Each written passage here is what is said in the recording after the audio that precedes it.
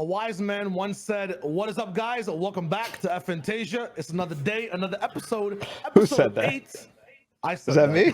No, that was me. I said that. You're the wise man.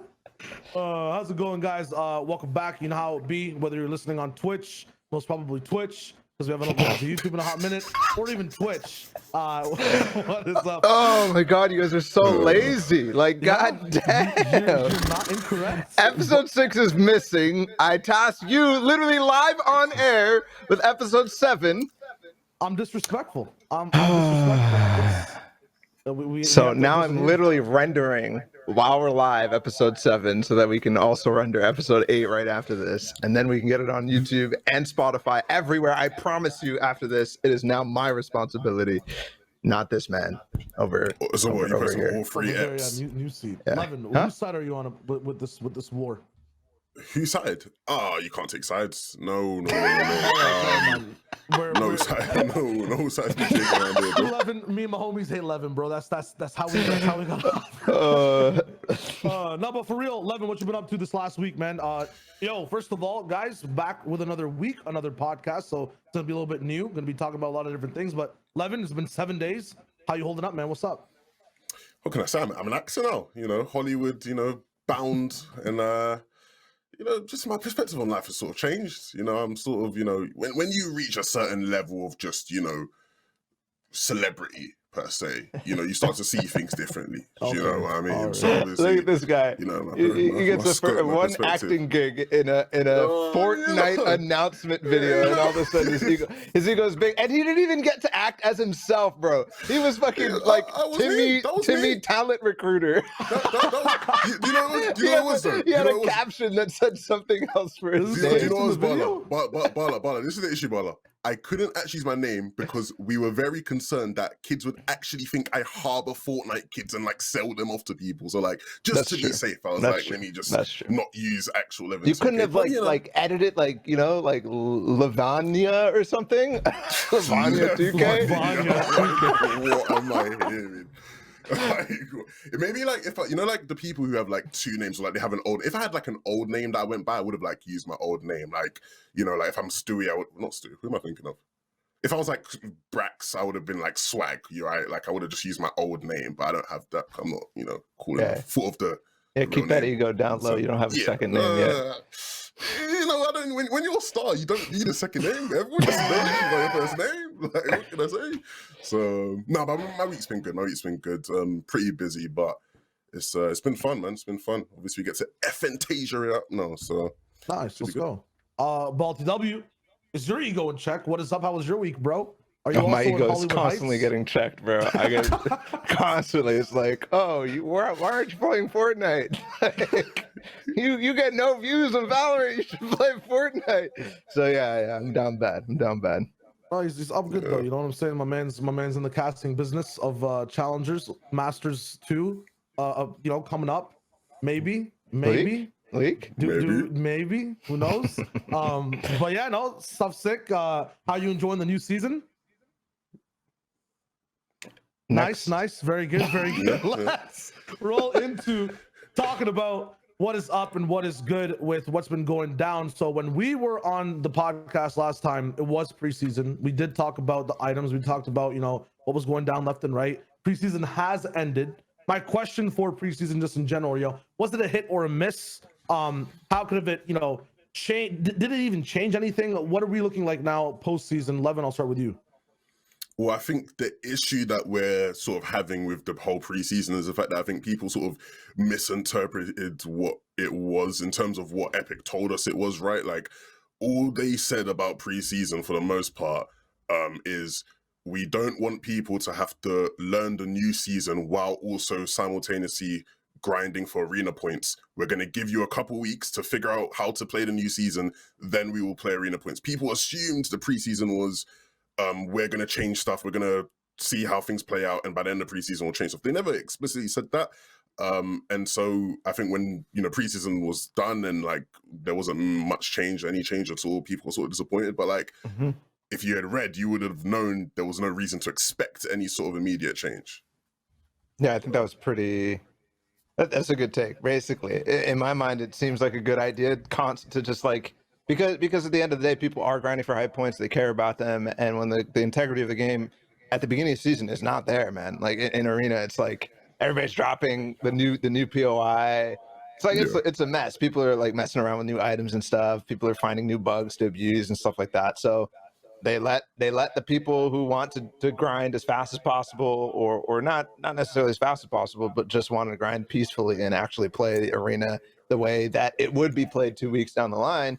They just give them that opportunity. So I thought it was good, but there definitely feels like there should have been things that they could have changed. No, like this is the thing though, right? Last season we had, I don't think they didn't call it preseason, but we had like that sort of 2-week period, right? And not much changed. But before FNCS, when things needed to be changed, they changed them, right? Like Riftfish needed to be gone, they removed them. It was outside of the 2-week period or whatever it was, right? Like I'd like to hope, obviously, once again, guys, well, I'm not an Epic employee, I don't know, stop asking me, but I'd like to hope that yes, if there is something that needs to be you are, buddy. If there is something that needs to be changed, yeah, you know, they will change it before FNCS starts, right? Like I'd like to hope that, you know, I think the main thing is sort of like Cuddlefish, right? Like I was playing Arena, right, with Coach Harry and Risa, playing Arena, you know, hop on. I died to Cuddlefish, right? Died to Cuddlefish and I raged off. I was like, yeah, guys, that's enough for me. 10 minutes later, it was removed from the game because of a glitch. And I get people like, oh, 11? You 11? You just died to 11? What did you do? I'm like, no, I genuinely don't, like, it's worst timing possible. But I'd like to hope they will change what needs to be changed before the actual like competitive season starts. So. I don't know, who knows, man? They might be just watching your stream to be like the final filter. Like, you know, if I affected, you know, Aussie Antics affected, but we gotta check it on Levin. If his mental is still good, right? We're keeping it in. What about Ja? What does Ja think? As Levin in this scene. Oh, true. Yes, yeah, guys. I think I'm actually gonna have to like properly like do a thing like, you know, Barlow, where I'm just like, guys, I don't actually know any, like, I think I've just gotten the worst timings possible like lately when it comes to stuff like that. Well, hold on, who did you predict to win FNCSU finals? Hen, Janice, and Chapix. Who won? Hen, the Janice, plot and... thickens. Interesting. The plot thickens. Yes. I just realized too. Can you leak me the script of season 6 FNCS or? Yeah, like... actually say it right now. What's happening in season 6? I want 1 week of the quals, right? Give me week 2 quals and give me grand finals. What happens? I can reveal to you that week 2 of FNCS qualifiers, in round 4, the 3rd place team will be German. That's all I'll give you right now. That's all I'll give you. Next week, we got to get the grand finals prediction for 11 Stradamus. I respect. You're asking for This is true, by the way. This is true. The org offers that are about to come in is gonna be absolutely insane, bro. You're going from Hollywood to Bollywood. Like, look, Jesus Christ. Bollywood. I'm not stepping anywhere near Bollywood. Wait, what's wrong with Bollywood, bro? Bro, I just won't fit in. Like, what can I say? I wouldn't fit in. You know, maybe Nollywood, you know, like send me to Nigeria, get me in a couple movies there, build up my name, and then move over to America. I've had some players, yeah. I've had some players, yeah, competing in FNCS ask me unironically where zones are gonna pull that day. I'm not even kidding. So maybe there's something there. Maybe there is. Maybe there isn't. I wouldn't tell you, and you wouldn't know, but. Interesting. Now, I'm also wondering, like, you know, on the topic of preseason discussion, it's crazy to me that people are still playing like Arena as a gateway into FNCS. Like, because I've this recent FNCS, I had the opportunity to really watch it and experience it with people who've never watched Fortnite before. Like my friends, I'm basically saying, finally took my job seriously for like 10 minutes rather than memeing me every time I enter the call. It's my fault. Every time we played League, I'd all chat, what are your guys' thoughts on competitive Fortnite? It was actually really funny. I did it once with Sundown. I was playing League with him, and I forgot. And I typed it in. He was like, "Shayo, what is this?" I'm like, "Wait, my bad, bro. I do this literally every game." I get one genuine response. I get clowned every time. So like, they finally rolled with it, and they wanted to watch. And then, you know, they had a lot of questions. That's why I was a little bit more invested in you know, how the viewing experience could change for watching Fortnite. But then also the biggest one is, how do we play? I was like, oh, well, this is the entire qual thing, but you have to play arena, but first your account has to be level 20, and then you have to get 6,000 points in there. I'm like, oh, so your arena points will be in FNCS. I'm like, no. And there's this whole like complication. So like, my question is arena even needed? Like, yes. And like, is there a different way we could do things to where you just wouldn't have arena? No, absolutely not. Arena is needed. Why? Because that is a huge reason why we actually don't have a cheating problem in FNCS. It's literally the gateway that stops new accounts and fresh accounts from being able to get in, like easily. That is the very first gateway outside of the level cap, which people can just like use whatever XP glitch of the season and get the account level up. They have to play arena to get arena points, and yeah, it's not that hard to get to champs. No, I'm not saying it is, but it is a gateway that is necessary for comp play. Otherwise, we would be in a world where fresh accounts could just get in. Understand why Aspect Dolphin has no placements now for the past 2 seasons. Makes a lot of sense. Winter Royale, the only requirement was levels, if I remember correctly. It was like level 10 or level 5 or something. What was the requirement for last Winter Royale?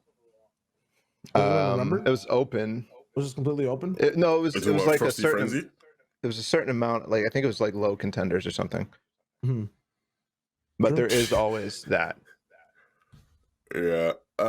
First of all, I do want to say, Shia, like you sound like you're going through some like real pain, like some hardship, like trying to like prove your worth to your brethren. Like I honestly, I do sort of feel your pain. Like I remember playing Val and like one of the old acts, and like some guy goes, "Oh yo, you have a nice voice, man. You ever thought about doing like commentary?" And I was like, "Yeah, I really do, man." Like he was, "Oh, what games do you do?" I was like, "Fortnite." He was like, "Oh man, Fortnite."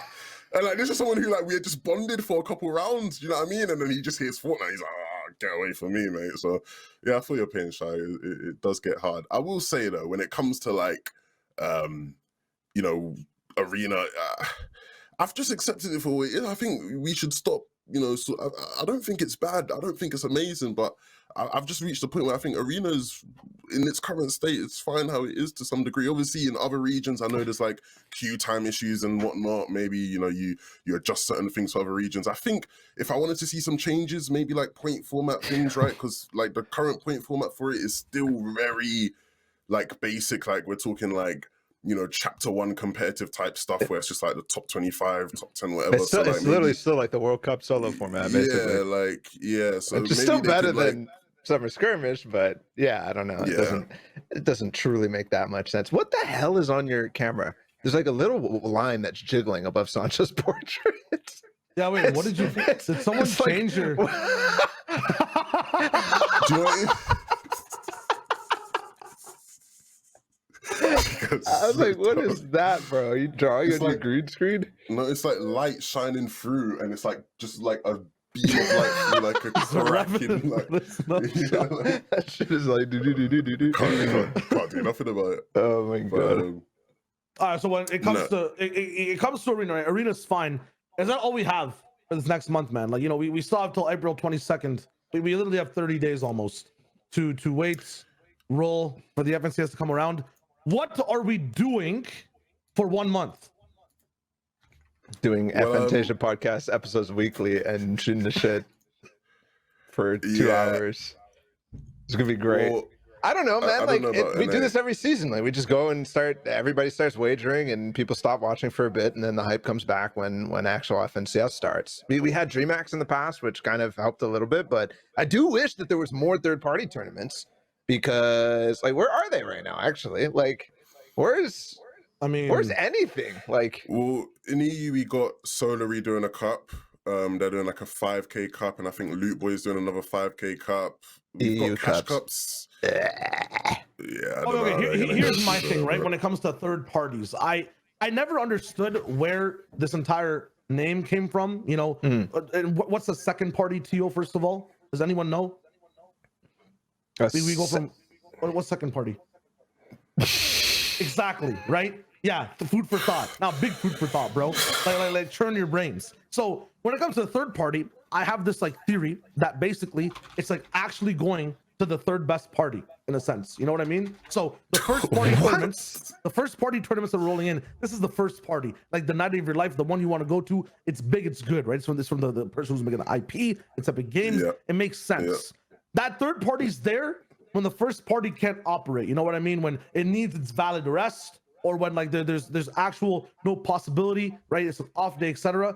That's how I'm looking at it personally in this example as well. My question is, why are we relying on third parties now when we heard about this entire format of how the FNCSs were? I would assume there'd be something first party to do right now, like in between these FNCSs. You know what I mean? I understand we have a mid-year invitational coming in between this FNCS and the next one, right? But why isn't there anything right now? The reason everyone was, happy with trios and those angry solo players were satisfied, or content in a sense, or kind of reserved, held down, not as angry and outspoken, is because this was their time. Like, shouldn't there be something hosted now? So you want Epic to run something every single month in the middle of every year? Yeah, that's way too much in my mind. Like that prestige and the level that Epic is at, I don't want them to start siphoning off money for random irrelevant events that, well, they're not necessarily even irrelevant. They need to give space for other stuff, number one, and they also need to give space for themselves. If we have 12 months of the year, we have an Epic run thing, that's gonna be so boring. I mean, that's like 7 months of the year, not 12. Oh, because there's 2 months of FNCS. Yeah. All right. 2 months of FNCS and then like one-off event. I'm just wondering if they're like, No. I much prefer the idea of leaving space for third parties, because that is how you get other sort of like stuff involved, right? That's how you get brands involved. That's how you get orgs involved. That's how you let orgs do some stuff. And that's also how you allow for experimentation in the scene in a healthy way. I think letting third parties run stuff is good, just genuinely, because there's no other competition to a tournament other than third parties running stuff. Like new formats, gimmicky ideas, all that stuff is where I think third parties should shine. There's an echo. I think this is where you would have like your your dream hacks. I'd love to see somebody sort of do what the Encore Cup was, but like a third party do that. So they invite like the teams back from FNCS and they do maybe like a cup like that, right? But that would also be third party, not necessarily Epic run. But yeah, I think that's right. This is the time for orgs to like do stuff, right? Like this time last season, Guild started their lockdown ladder thing where it was like creative stuff where you had like top teams going out in creative, and obviously it's not like world-class competition in that sense, but it's something, right? Like you have that space where other people are doing things. I think that's fine. It's just right now we're sort of looking like, who are those people doing those things right now? And obviously, like I said, we have Solary Cup, we have Loot Boy Cup. Yeah, we have nothing in it. Well, there's Chipotle Cup, I guess, coming up. Dude, I wish there was like an actual like the cup was about what were contents in it, not the brand associated, and then the brand gets associated after the fact. Like I feel like why? I don't know. Like I feel like DreamHack. How does that affect you? No, it doesn't affect me. I just feel like it's better overall. Like DreamHack did the entire third-party system the best so far, in my opinion. Like things like an Encore Cup that has a certain competitive theme, or like a third-party theme, rather than here's our one-off celebrity. Here's like the main player we're basing it off of. Like, I get you. Yeah, some rolling motif in a sense. Yes. I wish that was there more. If it was like a series, the Chipotle Cup is a series type thing. You're looking like Ninja Battles, for example. Ninja Battles, yeah, exactly. Yeah, 100%. I think that is where third parties have struggled, especially in the EU. Like the only consistent thing that we've ever really had was Fishy Cup, and there's the War Legends Squad Tournament. All the other War Legends stuff is disconnected, and oftentimes just practice tournaments and just like testing their systems and stuff like that. So it never really is something that people are paying attention to. I agree with you. I wish there was something that leveled up every time, because in EU it feels like off-season comes around and everybody's like, oh, we need practice, so they run a tournament for 5K or whatever, and it never gets to 10K, it never gets to 15K, 20K, and none of that never happens. Even though there's proof that it should be, and there is value in throwing tournaments with that amount of prizing and stuff. So I don't know what the issue is. You're looking for something that has like if like you're looking at like a movie series, yeah, where it's like it has continuity, like it's relevant, it's something that next FNCS you can relate it back to in a sense where you're discussing what happened in that sense. And then right now, all we have for that last season at least was like DreamHack, right? Like you reference, this team did that in DreamHack, and like it's sort of showing here now. Like you want stuff like that where you can like sort of link it all together over the Dude, course of a I'm season. just tired of seeing some like random thing with the same overlay that's a different color, and then the teams come in. There's like one celebrity who has like a 6-minute interview where they say absolutely nothing, and then like now we're now in 1 week we have another version of that happening again. Yeah, that's the Param syndrome. Yeah, like it's cool that people want to get involved, but I just keep seeing this repeating pattern of like you're not building a legacy. I get it, get your bag, get in the events, but like there's this, every time Balla says there's an opportunity for third parties, that's exactly where my mind goes at. Like, no one's doing it. Like for me, I just want more Elite Cup. I want more like cool stuff that could grow in a sense. Yeah. And leave a story behind. What's the barriers? Okay, because to me there have been barriers in the past, and there's obviously people trying to work on getting that sort of the funding and stuff like that. But I feel like there's a space right now where because you're not getting the funding or whatever, you're not necessarily proving more. I don't know what the past barriers have been. We don't know what modes are actually going to be available. We don't know if Arena Trios is going to be available. We don't know if Arena Duos or Arena Solos is going to be available at the time of running the tournament. We don't know if there's going to be an event and stuff like that. But right now, we're pretty safe. This preseason has given a lot of time. There's a month until FNCS starts. We know Arena Trios is going to be in the game. All right. So this is the perfect time to be like, okay, we have some consistency over the entire year. And we also know potentially the next 2 FNCSs. Like dates pretty much. So the barrier sometimes is dates. Like I firsthand experience of being involved and trying to make stuff happen, and it's 2 weeks out, and then something changes, and now that event can come through, right? And I'm not saying that it puts like the most sour taste in the sponsor's mouth where they're like, we're not going to come back and do it again. It's just you build up all that planning. You had like 100 players section off of certain dates that worked for them. Now you have to get 100 of them back. It's not like you're just sectioning off an entire sign-up bracket, and then you can interchange people left and right. It's very different if even 2 teams aren't prevalent in a tournament for Fortnite, right? Like that's huge. It changes the whole flavor. Some of the top players won't be there. Like getting all that wrapped up at proper times, even if it's a week difference, right? Now you're breaking into warm-up time. There's an FNCS right around the corner. People might not be as incentivized to play. Like it takes a level of organization that is really hard to reach. Like if you really wanted to do it right, you need like certain check-in dates. You need like replacements ready and lined up. You need like all this stuff, because always when I'm doing these third-party tournaments, it's always like, oh, this team just dropped out 30 seconds before the event. Like, and because there's no follow-up, we know that there's no follow-up. The players don't give a crap. So yeah, that for sure is another barrier. I don't So War Legends is like the only hope I had at one point, where they were like this approved player list and stuff like this, where there was just, I don't know, stuff working and they were actually trying to sanction people, but it's impossible to keep that level of integrity with the players and incentive with the players too. Yeah, I think that's why they've sort of shifted their focus, right? Like, obviously, I haven't spoken to Kraz about this, but all of like the little small like one-off events that happen in EU now are being done by War Legend. It's just, it's a different brand, right? So like I feel like they've probably like sort of shifted their focus. Yeah, and I would have loved to see them sort of continue what they did, right, in terms of like the squad stuff from way back in the day. I think in EU, right, like we sort of have Amar, and I think because of how respected Amar is, right, when he does the cups, players like play seriously and they want to be invited back to the next one because they know there's most likely going to be another one. But even then, it's like, it's still so hard for him to, sort of keep a hold on that at times. Like it's definitely something that is not easy to sort of uphold, and I feel like that's just sort of the nature of battle royale. Like, it's always just going to be hard when you have so many different entities, right? So I don't know what the fix is. And also the brands come in and want like and have this idea of what the qualifying system should be when the community is like, no, this doesn't, like, stop this. Like, what are you doing? Why are we doing a bot race to Chipotle Cup? Like, why are we doing a bot race to qualify people into the actual finals? There's actual AI in bot races. You could make a new account and farm 99 AI and get as many kills as possible. It makes no sense.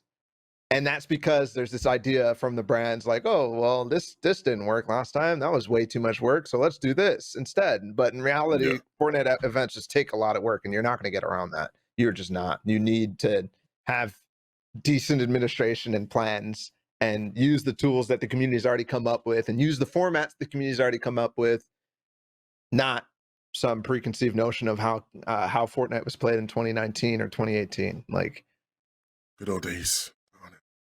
Good old days, yeah. You want to bot race again, Levin? Let's not act like the OG bot races weren't fun though. Like the OG bot races were fun. They were fun. Not now. Some of them. I wouldn't want to do them now. Yeah, some of them. It's like box fights. The more intense they get, the worse they go. Like, oh yeah. It's just like, oh, are we pivoting into box fight arena now? Is this what we're doing? Oh, yeah. I mean, know. Yeah. That was where I was trying to go with it as well. But box fight arena, let's roll. I was just letting it simmer for a bit, but I didn't personally get to partake in the festivities of Box Fight Arena. Levin, gonna be paging you in here because I assume that 100% you have. And even if you haven't, don't even tell me, man. Just pretend like you have. What is up with Arena Box Fights, man? How did that go? Well, so the launch happened like, sort of. It was weird. It was supposed to like.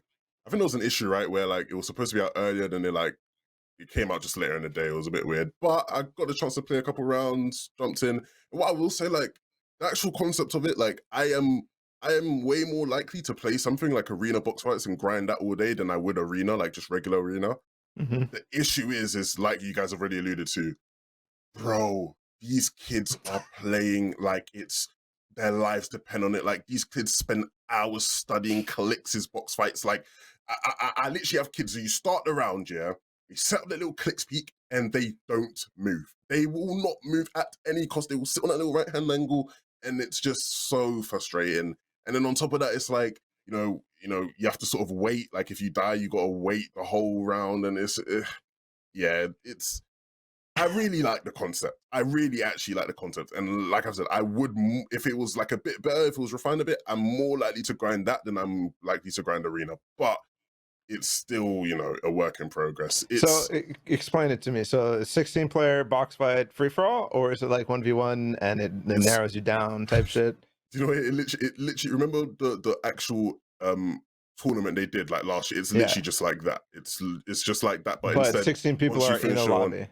So once you finish your 1v1, you wait for the next round and then you fight against whoever and whatever hierarchy. And I'm pretty sure like if you leave before you like the end, like you don't get any points, right? So it's like and the high points are separate, right?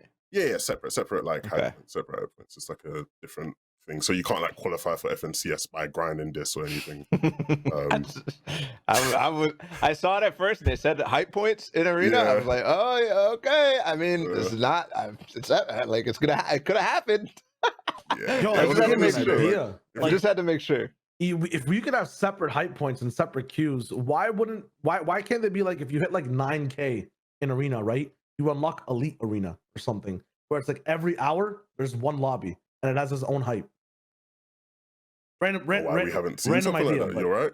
No, but you're right. Like if they have the ability to separate them, like why haven't we seen something cool like that where they like split off Arena for like the top end?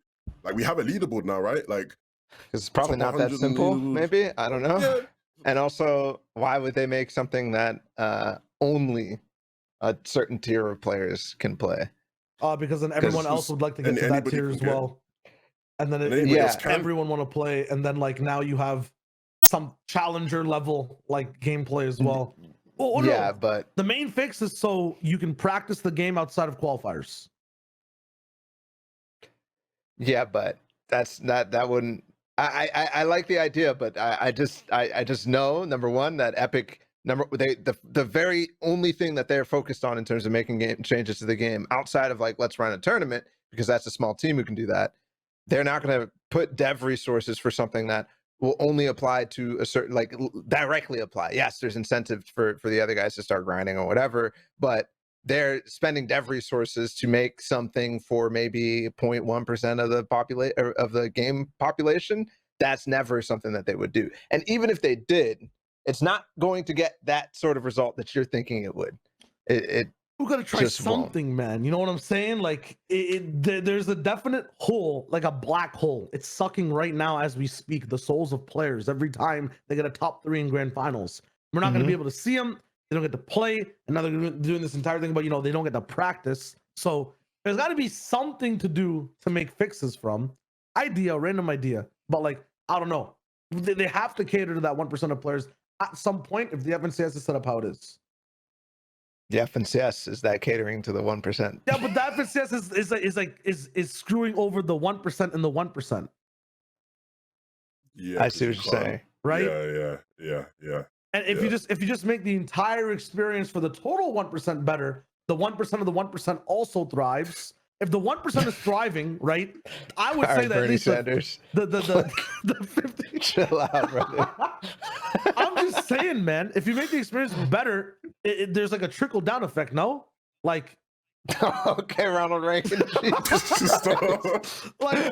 like trickle down economics. I don't know. I'm spitballing here, but like, yeah, I mean, look, that's like the foundation of what prac was when T1 scrims started or open scrims and stuff like that. That's literally the foundation of that, right? You're using the top level to try to incentivize everybody else to play, but yeah, it would definitely work better if it was in game. That's for sure, because then there's literally like a technical and 100% non-gate kept path. But I don't know, man. I just don't see it happening or working in any sort of capacity. Just too much players, and the battle royale, like it's so difficult to do what you're and I don't know, man. I've thought about this for so long on so many different ideas, and every single time the things that have been tried have failed just because of player behavior. Yeah. Should just have an international LAN like once a week, honestly. I think that would fix everything. Sure, yeah. It's way easier than that, right? No, but people have been trying some cool things when it comes to third parties, right? Might not be battle royale, but zone wars. My eyes have been opened completely. First-hand experience as well. Sway's 25K Zone Wars Invitational, aka the Sway series, brought to you by G Fuel. I'm like in script mode, but it was like, dude, I don't know. While I was watching it, like, I feel like this is such a watchable and more readable, followable version of Fortnite compared to Battle Royale, and has like the best parts of the game behind it. Like, well, when I was watching it, it's really easy to like follow the bracket and stuff like that, but when I was actually watching it, I was struggling. I'm not gonna lie. I don't know what's going on half the time I was watching this tournament, because like, yeah, I'm watching Sway crank, but there's two other guys that are fighting down below, and I have like no clue what's happening. I'm trying to follow everything, the wides or whatever, and I'm just like, so the thing is, the game isn't catered for the full potential of this yet. What I see though in the future of this, right, in my mind, if you really want to focus on Zone Wars, is the nameplates have to change in color. You know what I mean? Like blue, red. yes, so you know who that you're was watching. Yeah. And then the biggest thing about this that like it's so hard to enforce in Battle Royale is you can force teams on skins, weapon skins and player skins. Yeah. And then or like, you know, if it was eventually done down the line in like a very first party elite tier 1 perspective, maybe the broadcast itself or the mode itself could force players to have a certain skin on, akin to, you know, when you're in World Cup and they force you to just a certain skin pool. But anyways, there's definite ways to make it more readable and clear. So I just feel like if that section is fixed, if we're operating in a world where you have, you know, set skins, set nameplates, like, is that not the future of, like, I don't know, Fortnite? It's not the future, but I do think that it's like hella disrespected. Like hella disrespected, from myself included. Bro, I watched this and I'm seeing Foxy's energy. I'm seeing all these creative warriors that I have no clue, I've never seen, I've never watched, never done anything about, and these guys are just cracked. They're just beating like guys that I obviously know a lot about, like Unknown, Bucky, like people like this, Reet. Like there's all these big names playing, like big competitive names playing against these creative guys. I'm just like, dude, this is slept on. This feels like literally like the fighting games of this. Really was, no. Here's what I think it is. It's like the street ball to actual like competitive basketball, like NBA. It's N1 to NBA. That's where I was feeling like. I was like, dude, this is a vibe. Like it is like a serious thing. I loved it. I absolutely loved it. That's why I'm thinking like this is the most slept on thing in Fortnite in general. It's creative like competition. Yeah, I literally bought Mortal Kombat yesterday, like after that tournament. I'm not even lying. Like it fired up my soul, man. It was what were you about to say?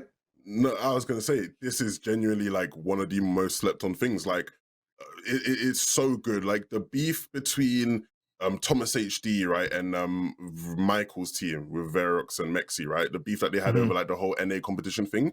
So that same week after that beef, in the guild creative tournament, we had a 3v3 zone wars against with these two teams. And like obviously because like the tournament wasn't maybe promoted as much, whatever, there's not many people watching, but for the people that were there and watch, I was going crazy. Like these guys had just been going at each other, like you said, it literally feels like a street fight. Like it's just creative, right? It's so slept on, so slept on. And with the suggestions you made, Shio, like in terms of like nameplates or whatever, like changing, like you could make this so good. Not necessarily like the staple of competitive Fortnite. Like, I'm not saying that far, but it could definitely become more of like a component of, you know, understanding what competitive Fortnite is, because it's really like exciting when you have like the right personalities behind it, you know, casting or whatever as well. It's just sick.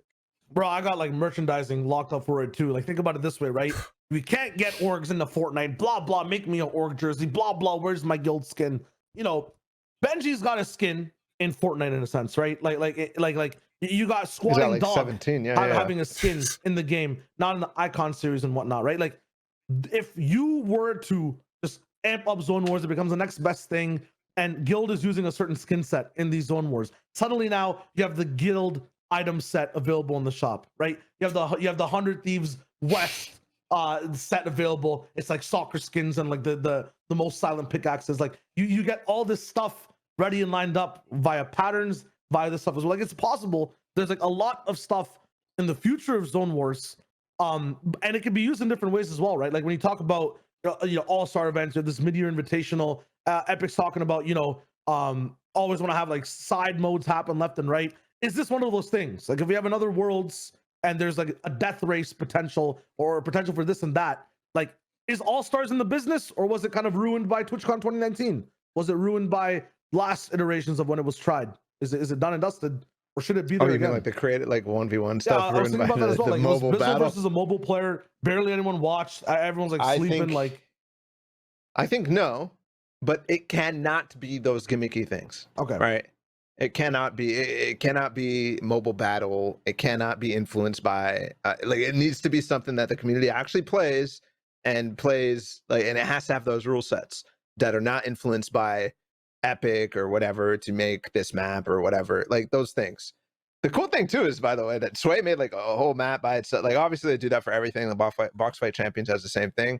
It's just dope that you can see like all this cool stuff in the game, in the map specifically. But like in regards to whether it's viable for All Stars, I think it absolutely is. I'm just scared that Epic won't choose it because it's not as friendly to watch for some new player. It's not as casual. It's not a prop hunt type thing or anything like that. That is what I always expect to be the case when we pick these All-Star games. I think that was the case in the past, man. I think if you look at like World Cup and you look at like the state of the amount of research done for competitive, the amount of support it had in the way it has now with how they're handling, player relations, when they're handling like, how to have a competitive preseason, the separate loot pools. Like now, if we had like a, online event or in-person event, I don't think prop hunt would be the thing they're looking for, or a death run on the side with a completely different pool of players. I think they'd milk 100 there, or the extras that need to come in as well. We'll talk about that in a bit, but like, I think that's the focus. We've learned from prop hunt. Like, I guess the other thing though is like there's this element of that community that is very not friendly to Epic, that they don't want to associate with at all, right? Wagering, toxicity, like all that stuff, the amount of trash talk that goes on. Like I feel like that is like Epic's like, I don't want to touch even close to this mode because it's already associated with like all this other stuff. But on the other hand, go ahead. No, I was gonna say they can just rewrite that though. Like box fighting was that, right? Now it's more like sort of zone wars. Box fighting was that before, where it was really toxic, you know, because of you have the wagering community that's dominating it, whatever. But now with like the box fight arena thing, right? If they sort of push that now and that's a mode that people just play, it sort of waters down the toxicity of that. Obviously now, like I don't think box fighting itself, I really hope like the people who have control of Epic start to realize that box fighting itself isn't actually a game mode that like the competitive community, at least maybe like they're looking at it in terms of creative and what people are playing. Maybe box fighting is actually the most played thing. It probably is. That's why they picked it. Yeah, that's why. But like hopefully, like if we, you know, maybe they start doing like experimenting where us three can queue up and get into a 3v3 zone wars against other people, and they have that be like an arena of itself, right? Like then you sort of water it down in terms of the toxicity. That'd be so sick. Imagine, bro. Imagine, bro. It'd be so good. Say that one more time, but like loudly. Yeah, you're actually older than the funniest people I know. Look, we have an arena, right, where us three, as a trio, can queue up. Right? We queue up against another 3v3 team, and we play a zonals against each other, and the winner gets arena points. And you know, you have an arena system like that. I love arena points. Oh my god, I love the points so bad. So good, bro. So chance, baby, so bro. So good. No way, dude. That would be so sick. Like. Yeah. And by the way, like they could actually implement a real elo system that like easily without all the how could this work for battle royale? Like elo doesn't work, MMR doesn't work. Bro, if it was just one loss MMR, now you actually have tiers, and like it doesn't matter if it's CS, and I'm a diamond zone warrior, bro. I wish. Like that's crazy, man. That's crazy. You want to be a diamond zone warrior so bronze, badly. Hard stuck silver 5 zone warrior. Can't get past the 15 second. Can't do my high ground retakes, man. Sway's insane, by the way. That was like, I think my first time properly watching him in a long time, dude. Like you were talking about creative warriors, but like that's an entire side of people who are just shit. Forget about creative warriors, bro. This guy's actually cracked in the real game too. Yeah. Like he's proved it, man. The days of Nick 830 scrims and Sway randomly dropping into my box with a drum gun. Yes. Best days. The best of times. The best of times. We're talking about worlds in a sense of like, you know, this could be a mode, blah blah blah. I wanted to get like a worlds update or an update on the world of Fortnite. Pun. That's a very inside joke. It shouldn't be an inside joke. That's the thing. It shouldn't be an inside joke. It shouldn't be an inside joke, but you know, we're living in a world on TV, bro.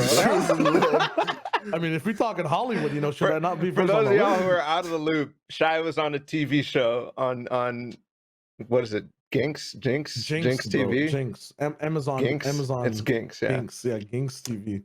It's called The World of Fortnite, and apparently nobody knows it exists, even though like a bunch of people watch that thing. It's the #1 show on their channel. It's lit, bro. It has to do with like what's it called, like the casual side of stuff, which got my love for the game like kind of back into the game. Like, dude, when that event hit on the start of the season, I knew everything. I was like, I've been living this for like the past few weeks, but or few months. When it comes to the world of Fortnite, though, like in the world of Fortnite, okay, Fortnite world, have things changed since what is it now? 3 years ago? 2 years ago? How long has it been? 2 years since the World Cup? Since the World Cup, almost 2 years. Almost 2 years. Has the hierarchy of things changed? Obviously, the regions have changed, but are we definitively stacking? This is kind of what I want to get into. Certain regions differently now than we did 2 years ago, almost 3 years ago. God, we should have prepared like a little thing where we can put the regions on top of each other. That would have been sick. Like a list of tiers. Like a tier list. Maker of tiers, yeah, something like that. Something like that. I don't know. Yeah, I mean, do you want to start like worst to best? How do you want to do this? Let's start all the way at the best. We can all say it at the 3 time after 1. Okay, 3, 2, 1. EU. Okay. Yeah, my heart, like, this guy is the biggest sigh of relief I've ever heard him. Well, I thought you guys are gonna do me just all types of day now. I was thinking they're gonna just twist it up now, but okay, yeah, EU, fair enough. What are you guys going with next? Do you want to talk about why EU, or are we just gonna leave it there? Well, I guess we could. Oh no, personally, I think everyone should know. Oh my god! All right, we'll leave it there. We'll come back to it in a sense. Second is, I would say, NA East. Yep. Yeah, okay. I thought there was going to be some weird tension there. Okay, we're chilling. I was right on the edge of being like, but no, in general, 100% NA East. 100%. Why in? What's the other? Are you thinking Brazil? I'm just thinking like top tier players from other region being better than NA East's. Like top, like I don't know. Okay. No, I'm gonna scrap that. I'm gonna scrap. NA East definitely better, 100%. But I'm thinking like Artifact and Epic, how do they stack up, right? But like on average, okay, but that's the thing. Are we talking about the best of the best right now in general? I think we're talking about everything. Or are we talking about everything as a whole? Everything meshed server together. size, like average players. Okay, true. So NA East second up. Was that different during the World Cup? I'm not saying like size matters. Size doesn't matter in this context. Okay, I mean, many facets of life. Let's go. It's a little valuable. How you usually know what I'm saying? This is a kid show, bro. Come on, man. True. Did we ever advertise that it was? No. Okay, show. Hey, let's go back right at it. Has that changed? Was NA East number 1 during the World Cup? Yes. 11? Yes. I think the only reason why the reason why it was, and I'll say the reason why I think it's fair to say was just because leading up to World Cup, the only sort of LAN competition we had was NA focused. So we had only ever seen real NA talent on LAN. Plus, a lot of the EU talent had previously sort of been barred from competing, right? Because for a long time, still like only 13 plus was able to play, right, or something like that. So for a long time. Oh no, not 13 plus. But you get what I'm trying to say. Like for a long time, a lot of the best EU talent literally just couldn't necessarily compete in the big competition. It's literally the classic esports story where EU just gets shafted consistently because there's no viewership, there's no brands involved, there's no investment money, and NA is like, yeah, give me all the money. Like, I got this player, he's a beast. I got this player, he's a beast. Like, and they build them up. I 100% agree that is why at World Cup NA East was still on top, and NA West was honestly better than EU at that time too. Like maybe very even, but dude, come on, man. There's so many good NA West players who play. Can we clarify? I'm not saying this in terms of actual level of competition. So I'm saying this in terms of just the perception of the region combined with the players and how they had performed in certain competitions that we had seen. You'd say NA East, but in terms of actual the fine out, sort of small details of the game in terms of level of competition, I don't agree with that. But on the other side of things, yeah, sure. I think NA West was the best region in terms of technical details and technical implementation, in terms of the best players, bar none. The shit that Epic Whale and Arkham were doing, that Psalm was doing, was way more advanced than anybody on NA East, and definitely than EU. EU gets by always on mechanical elevation and just like raw, just like they can play well together constantly. That was to me Stompy and Shinken's like claim to fame, was just raw mechanical prowess and the fact that they're always on the same page and moving at a high speed. Like they didn't have any like amazing tactics or anything. They rolled around a baller and W keyed people. I mean, they literally got shit on off spawn first 3 games, had a very good pivot onto another the POI and then bullied their POI after the fact, which I think was a sick macro move. That had nothing to do with their speed or end game. I think that was sick, like coming back from a deficit. But you guys are I still agree with though. Balla in the fact that it seems as though NA West was on top, but at the same time, like the best performances were coming out of East in general. So like and then putting you on the hot seat, Levin, like you're talking about the fact that NA East had all these lands, like I don't think that changed after World Cup for EU. They never got a LAN again. They never got like that story push again. They did. I mean, it took a while, and I think that was the only one comparatively, like all the stuff that East had gotten in the past. Was it one LAN that fixed everything for like EU, or like why did EU clap back? How did they get better? Is my question. It was about the eyes right on the region. So after World Cup, Benji turns into a global superstar of Fortnite. Mongar, Benji, and Mitra playing together, like is like because they won World Cup first of all, right? Yeah, like obviously that's why. Well, yeah, right. I think the successes of certain players at World Cup meant that there was more eyes on them. Plus, obviously, the lands definitely did help that we had a bit, right? But I think mainly it was just that. It was just like people were watching EU more after World Cup, definitely. So. That my joke was I was under the radar. Sorry, I didn't catch it. I didn't hear it either. Oh, no, I'm pretty sure you just said that Mongrel Menji and because Benji won World Cup, and we definitely talked about the EU winners a lot after the World Cup when they won, right? Yeah, Okay. yeah, sure. That was a bad joke. Yeah, it was a bit sour. I don't know, but I still think you guys are a bit asleep though. Like when you look at some of those EU players, like you're talking about like mechanical prowess and that, like nobody's looking at necessarily like Rojo and what Wolfie's did. Obviously, Wolfie's individually as a player was mad, but like, you know, the strategy of Rojo, it being there, you know, when you look at what Akko was doing in terms of being able to play hype, getting hype better, and, you know, I still think there was some like, you know, but you know, I'll give you that anyway. So whatnot. One thing I did actually notice, yeah, I think maybe I'm jumping ahead a bit too much. I can't remember who it was. It might be Reese, it might be Harry, but we were looking at DreamHack, right? The one that was in Cali. And in the top 20, there was only like 2 NAE's players. It was all West, OCE, and EU. Yep. If that you know helps. Bizzle was the only like NAE's player, I'm pretty sure. Bizzle and Nanolite were the only 2. And Nanolite, yes. Yeah, that was it. Everybody else was NA West, EU, or OCE. It's because Kanata was trying to coach everyone else. No, I think that's wrong. I think NA West was the one who had the NAE's. sleeper performance. I think NA West was the one who had the sleeper performance because there was that whole storyline like, oh, it's their coast and nobody even placed really well. I don't even remember. The whole. Let me look at all of high results. IQ sat in the same like 2 lanes, and like a majority of them didn't make it past like the second stage, I believe. Fortnite, DreamHack, Anaheim, Mr. Savage, Bizzle, Nanolite, Repulse God, Thomas. That was an NAOS player. Endelex, Alpha, Rifle. Holy fuck, you showed up. Jesus Christ. Tavern, Alec, Benji, Kanata. There's the outside of Bizzle and Nanolite. There's the next NAE's player in 12th place. Then it's Jams, Massif, Massif is NAOS, right? Massif. Teach Up Crew, Savid, Jinx, Rex, Top. There we go. There's the bulk of the NAOS players. Yeah. Like golly. So yeah, it was both NAEs and NAOS kind of choking.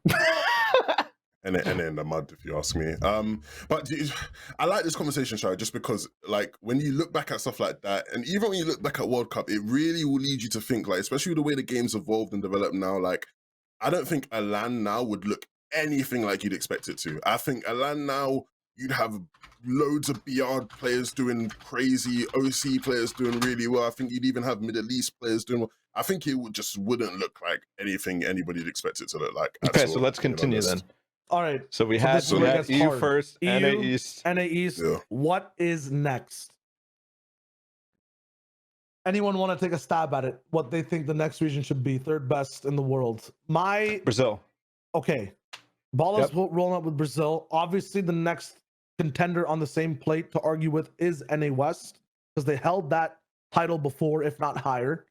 So between these 2 regions, which is better? Why? I think that Brazil, after King's World Cup performance, has had a absolutely insane level of growth based off of competition. Like they saw him, they saw what they were able to achieve, and everybody wants it as well. And now that region like has had its own broadcast probably longer than the English broadcasts have honestly been back. There's the DreamHack Anaheim results, by the way, if anybody wants to look at it. And they're just playing. They have players who are playing at such a high level, and everybody's trying to catch them. And it's actually competitive. It's not just King dominating everything. Well, it's the 2 different Kings dueling, basically. Yeah, I think that those top levels will be really, really good. And next time we have a World Cup or something like that, I think there's going to be a lot of Brazil players playing and placing. Yeah, I think when you like watch the game and like you study the game and like you learn things, like your eye test becomes really valuable. And like I used a lot of the time to weigh things. And when I watch Frosty on BR, like there's not many people in any region playing at the level those guys are. And so I personally really rate Brazil a lot more than I did even directly after King did well, right? It still took time for a lot of people to come around to how good BR is. And I think on a LAN setting, I think those guys do really, really well. I'm really looking forward to how King does this FNCS now that he's in NA East. But Yeah, I Is that a thing? Is it like mega confirmed? Because I know there was talks about it, but I don't know the actual details, but I'm just assuming it's still a thing. Who knows? Yeah. Maybe someone in chat knows, but I'm assuming it still is a Yeah. thing. Well, we'll talk about that next week if it's like actual more details. Hey, one more thing on Brazil. I actually weigh in like esports history significantly there, because typically Brazil ends up being this incubation region where nobody knows what the hell is going on, but they are fiercely competitive and they grow at an amazing rate. And all of a sudden, boop, here's 15 great players. You know, it's just like insane the stuff that comes out of Brazil and other esports. And I expect the same thing to happen in Fortnite because of what we've seen in terms of growth and numbers and all that. More so than what we see in OCE, in Asia, in Middle East. I feel like those regions have never really proved to have, well, Asia's obviously, but Asia's like dead as a region in Fortnite right now, unfortunately. If it wasn't, then we'd be having that same conversation where it's like, oh shit, we have to be paying attention to Asia, but we just don't. Like, Asia's dead last. We can already agree with that. Yeah. Pretty Yeah. Yeah. Counterpoint to Brazil and the fact that is it not true the amount of top players and prowess on that region is equivalent to how many top players there are on NA West and what they're doing performing on that region? Is it the fandom that's really just bigger on Brazil? Because the average player, it seems like, in BR is equivalent or maybe even lesser than the one on NA West. I don't know if we can really say that, to be honest. I feel like that's way too, sort of difficult to sort of like quantify or really make a reasonable judgment in terms of level of, like, I've never spent the time to watch like a mid-tier Brazilian player. One, because I just didn't think it was too valuable to me, and two, because it's just like, why the hell are you doing that anyway? So making that comparison is really hard. If I was to make a guess, like, I think if you're talking about top heavinesses of the region, in terms of how many good Brazilian BR players there are, like, it is still a very top heavy region, but I just feel like it's just way too hard to say, like, the level below the top players, how good are those guys in comparison to NA West? If we're talking top heavy then, and say it's kind of equivalent on both sides, this is completely theoretical, but if you put all those top heavy, 15 or if you put 50 players, they're not even 50. But like, if you put all the top heavy players from both sides, equal split down the way, right? Would you say that Brazil in that lobby in like a 6-game series is on average going to win more games, or are the NA West boys going to take it home? Like the elite of the elite battling it out. I think Arkham Rex and Epic Whale will still take it. Exactly. So like, why would Brazil be above NA West? Because Arkham Rex and Epic Whale are the only people in NA West doing anything that's turning any heads. Okay. Unfortunately. Yeah. Okay. That's like saying, sorry, well, for the EU people, they're like this. Like, that's like saying La Liga is a better league than the Premier League because Messi plays in that league and he's like better than anybody else in the Premier League, so that league must be better, right? It's like, no, like, it's just he's so far and beyond everybody else. But in general, just the Premier League still just like the better league, right? Like, Arkham and that are probably better than anybody else on most regions, not even just, BR, but it's like outside of those guys specifically, and maybe one or two other names who I really rate in the NA West, like, it's not too scandalous. And NA West has gotten to a point where it's a smaller region too. Yeah, in terms of player numbers, Brazil's the third biggest region. No, it's second biggest, right? Brazil has more players. I think it's getting close to where they're overtaking NA East as well. Yeah. No, I'm pretty sure they have. I think they have as of like the last, not even the last Winter Royale, but the Winter Royale beforehand. Data. The Winter Royale beforehand had like more console and PC players than NA East did for Brazil. I remember Sundown specifically like hammer it into me that like Brazil has like the second most players of any region, which is why like whenever the conversations arise about, why does that, the ratio of the prize pool being handed out, it's so unfair. I remember that competition or that. The Brazilians are the Brazilians are the ones that should be thinking, hold on a minute. They're getting absolutely robbed here. Like, we have the most players or the second most players. So here it is. Yeah. Pull that up, Robbie. Yeah, let's get it up for the people to see. But yeah, BR's massive, man. Massive region. And they've got mad infrastructure. Insane, like, actually. I roll up on like, just a random Brazilian coach's Twitter for Fortnite, and he's got like, 20k followers, 30k followers. I'm thinking like, they've got their own mini Justine Jesuses and all of that kind of thing. And like, we just don't know who they are, like they've got like good infrastructure there. Like next to what international land, I'm expecting some mad things coming out of BR, but maybe I'm just like excited from watching them. This data that we're about to pull up doesn't include. It's not. Wait, season 4. They didn't have the console split, right? Season 4. What is that? Season 4 was the that's superhero solos, right? season, and they did have the console split. They I'm had the pretty console sure. split. Yeah. So this is with console data included. But I guess the next season would have console data included as well, since it's cross-platform. But that might skew data numbers. I have to ask this guy to do another analysis of that if you can, because that's like so useful. But anyways, yeah, there it is. Look on the right side, 38K for Brazil. NAE said 34K, and NAUS has 14K. Jesus. Yeah. Wow. Yeah, that's mad. absolutely correct. I mean, okay, so EU, NA East, BR, NA West. Is NA West fourth there? No competes. Yeah, Dude, so. The only thing that rubs me is OCE's performance at Anaheim was absolutely insane. In with a solo Repulse God, competition. Alec. Yeah. Yeah, I mean, but that doesn't. I don't think that changes for Trues. I think the top NAS, the top OCE players can hold it with the best players in the world. It's just outside. It's like they have like a top heavy region where like outside of that top, there's like nobody. So it just look. You know what I mean? Like OCE is just so small that like outside of those top people, there's like almost nobody. At least with like BR, right, outside of the top, you still have a large pool of players, right, to look from. Where it's like OCE, they literally just have like bare bones. They had we have one experiment from OCE internationally over a season that was Volks, Parpy, and who's the third in NA East? Jalen, yeah. Volks, Parpy, Jalen. These guys rolled in and played NA East season. What was their? Was it season? It was season X, right? Or was it season X? Yeah, they won season that X, week. yeah. They won that week, but how was their overall like performance? Don't think it was memorable at all. Let me pull it up. But season X, Fortnite, NA East finals. Gamepedia, where you at? This doesn't help. Like, yeah, so in terms of like, you know, OC versus NA West, my battle was more so Middle East versus OCE. In terms of like, because these guys have been put head to head at the bottom so far, right? And then it's Asia, of course, unfortunately. But it's Middle East versus. They got 6th. Oh, they got 6th. Okay, true. They got 6th. How, when, what, where, and why? Crap! A revelation is happening. A revelation has been made. These guys are cracked. They just came through and rocked it. Like, sorry, okay. It wasn't Volks. I don't know why I thought it was Volks. I think Volks was there before World Cup. Remember, that was the drama. It was like Volks versus Tfue, but this one was Zora Jala and Parpy versus Tfue, and then at retail at the beginning. I'm pretty sure. Anyways. Yeah, man.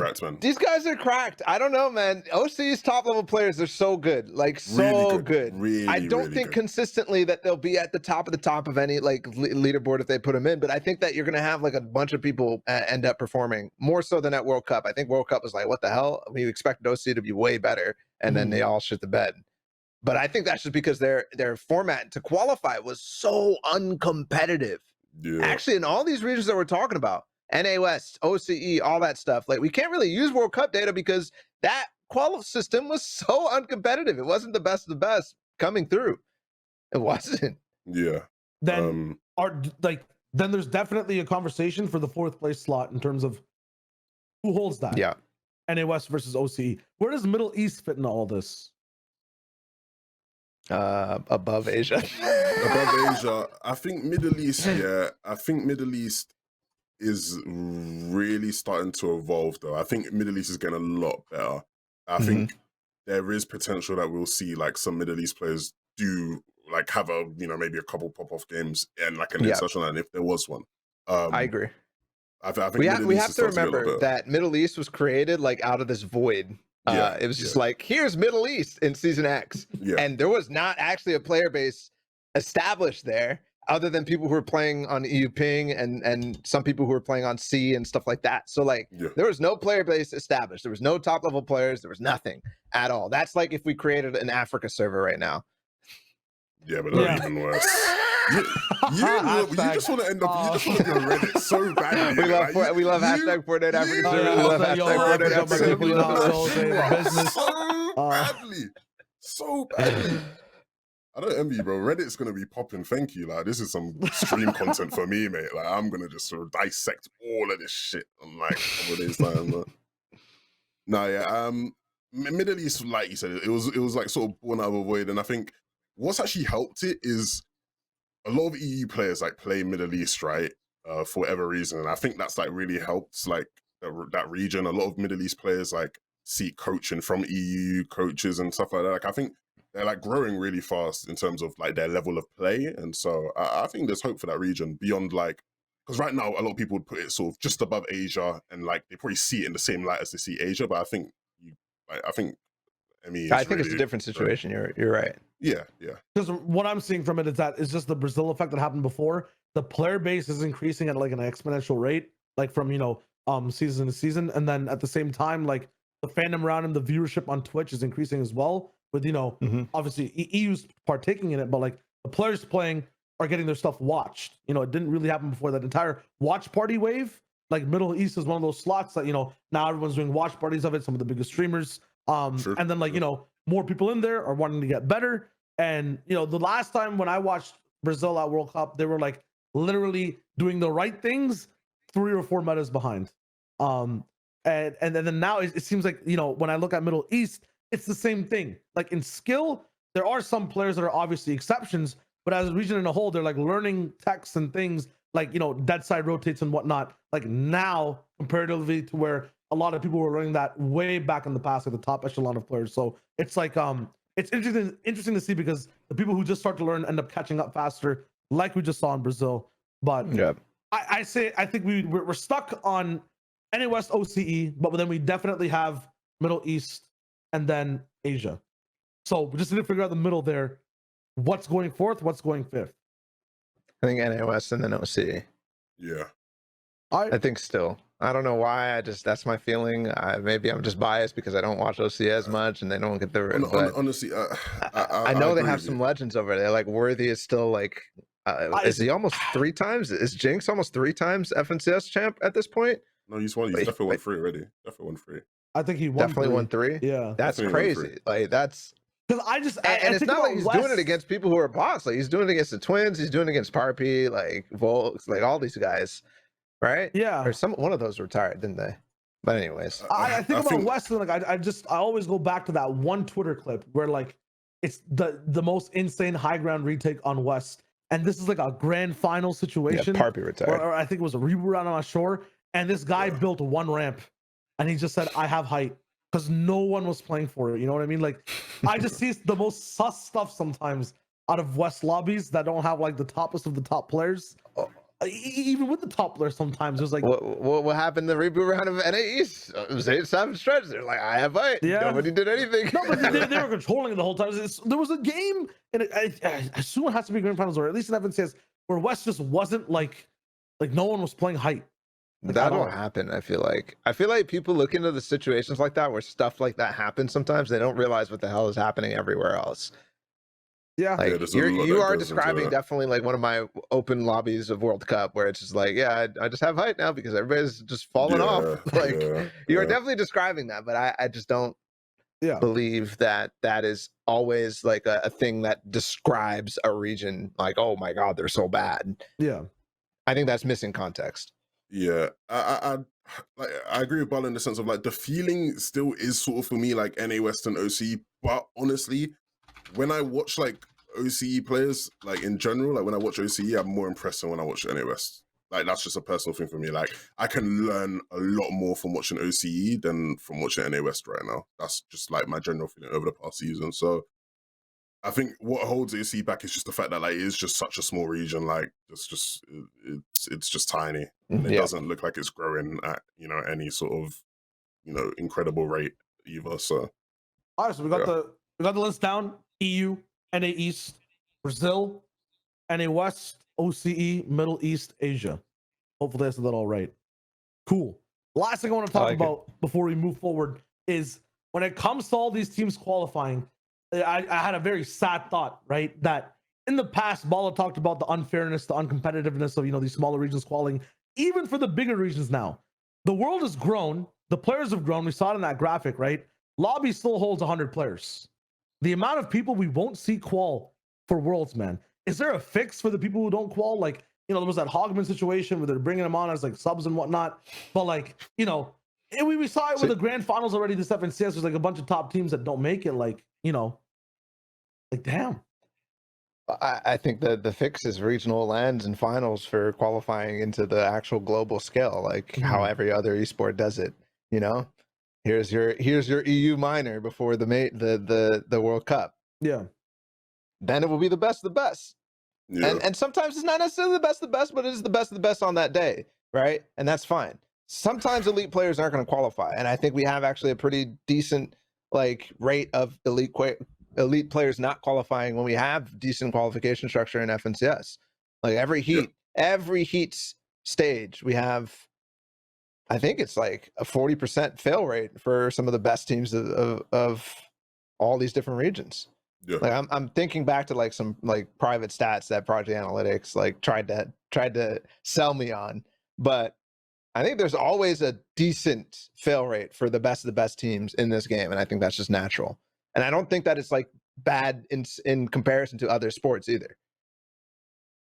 Yeah, I'm happy that you mentioned that, because this is something that has sort of been on my mind for a while, and it really bothers me about this game, where it sort of came up recently, when people were suggesting that we do match point, and the criticism was but you're gonna get good players and teams that sort of miss out, just they played so well but they didn't win the game on a match point. When you look at other sports, other esports, it's about who shows up on the day. You can prepare the most, you can have shown that you were the best prior. If you don't show up on the day, you don't show up on the day, and that's how the cookie crumbles. You know what I mean? In football, if a good team doesn't qualify for the World Cup, it's you look back in the day and they were stinky, so they didn't qual. We're not going to be yeah, but in that qualifier they did well, in that qualifier they did well. The qualifier that qualified you to the big competition, you didn't do well, right? Same thing is on the actual day of the tournament, right? And that is okay for that to happen. World Cup duos, the best duo at World Cup duo didn't win the World Cup. That's okay. They didn't get the points on the day. That meant that they won. Aqua and Nyrox, came in, snuck in, and they won it. That's how the cookie crumbles, right? Obviously, because we haven't really had, much continuation of World Cup, it sort of feels like an unfinished story, right? It's not like we got the next one the next year and the next one the next year after that because of COVID or whatever. But if we did, then, sort of those things had potential to be corrected. Obviously, there's complications, once again, that meant we haven't had that. But it's about who shows up on the day. And I think people are really obsessed with this idea that, if the actual teams aren't stacked up in the order of how good and skilled each team is, then that means something must be wrong. The format must be wrong. The game must be wrong. No. These are the teams that showed up on the day and they got the points that they needed to be where they are. Obviously, there's always going to be things like crashes or whatever that affect things. But for the most part, I think it's too far exaggerated how much people weigh in they are the best team, so they should get first. They're the second best team, so they should get second. If they don't, wrong. Something's gone wrong. I don't agree with that. That's bars. I just had to go on that run. Yeah, sorry. I had to go on that run. I had to. Sorry. No, it's facts because can't really add on to it. He literally said we need a quota of 11 rants for FNTASIA. It's 2 rants an episode, and then we'll be happy. And then you can stay on board, and we'll be yep, perfect. You're making the content. That's my contribution. Levin hit on the format. We talked about roles in general. To play the game, you need a map, though, right? And there's been a little bit of talk in the town after the end of last FNCS. They're going to touch on it last time. And just in general, a fun thing to talk about. The map. We just got a new season in. We got maybe a few little POI changes here or there. But is it in a good spot right now? Especially since the fact that it's the 3rd season, that 50% chest spawn or whatever the chest spawn rate is. There's a non 100% chest spawn game we're playing right now with the map that we're looking at hand. So, can it be improved? Is it in a good spot? Is it in the best spot so far? In all chapters, what are we looking at right now with the map? The new season really helped with mid-map issues. The POIs that they changed mid-map, I think, are really they're really good. I think last season's mid-map POIs were Resident Sleeper, like Colosseum wasn't amazing, whereas I think now if you look at Colossal Crops, like it has potential to be a really good POI. You're going to leave there with 0 metal and max brick and wood, but still I think has potential to be a decent POI.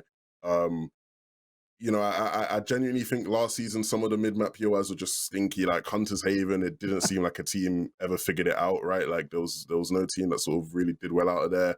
Obviously that place is gone now, but like I still think the new mid-map POIs are really good. Obviously, like some people, I feel like there's almost preference. Like, would you guys like to have seen changes to spots like Pleasant and whatnot? Like, or are you sort of like content with like all the spots that are sort of surrounding the middle of the map right now? Because I don't really have too much of a problem with it. I mean, personally speaking, I've just wanted a busy map. I just like battle royales and large, large map games to just have something busy that no matter where I am, it just feels different. First of all, I'm not saying don't have no open fields or open sight lines, but it's just my favorite iterations of the map have just been when it's at its busiest. Season 8, Season 9 Volcano. We're looking at really Neo stuff coming in, the pipeline that makes you drive throughout the entire map. Mobility is another question we could ask of with the state of the map now as well. But we have the zip lines and stuff. We have the chickens and whatnot. Like I don't think it's that bad, but I just like it when it's busy, man. Where like I can go from the slums to like some next Neo tower to an underground bunker base. Like that's why I like PUBG for a little bit, but then it got bland, right? I like Warzone in the fact that I'm dropping in like some industrial place and now suddenly I'm in a high-rise town. It feels like sometimes with Fortnite, it's empty in certain spaces. And when I'm in an end game, like the only thing that I can resonate with is the builds. Where in previous spots, it's like you can feel where you still are on the map. I don't know. I just like it when it's busier. So I feel like some of those side POIs have been so stagnant for so long, and they're not really adding anything new in the dynamic of things like that. Like pleasant is pleasant, it's always gonna be pleasant. Retail is retail, it's always gonna be retail. Now the same thing is happening for Dirty and Steamy and all this stuff. Like, yeah, they were cool at first. It's like the sickest parts about it, you just maybe like open my eyes to things. It's like the coolest POIs that have their own identity, right? Like you're going to be going through shipping containers here, surrounded by water and cranes, or you have two big stacks, or a massive mountain, or you're on an island that's sectioned off by a bridge of the map.